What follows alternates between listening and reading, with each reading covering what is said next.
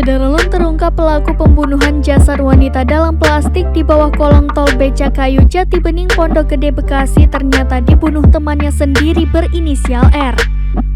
Kombes Pol Hengki Haryadi selaku Direktur Reserse Kriminal Umum Polda Metro Jaya menyebut korban dibunuh oleh R di sebuah apartemen di kawasan Pramuka, Jakarta Timur. Awalnya R disebut sebagai pembuang jasad wanita tersebut, namun ternyata pelaku pembunuhan itu merupakan pelaku tunggal.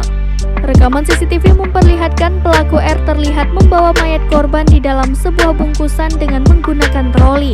Video di media sosial memperlihatkan pelaku R yang berkepala pelontos masuk ke dalam lift dengan mendorong sebuah troli. Di atas troli terdapat sebuah tas besar berwarna biru dan kardus serta plastik hitam besar di bawahnya. Juga terlihat bantal berwarna putih. Patut diduga plastik itu berisi jasad AYR. Pelaku R yang mengenakan kaos dan bercelana pendek tampak cengar-cengir memasuki lift. Saat hendak masuk lift ada seorang pria. Pelaku R pun tersenyum kepada pria itu.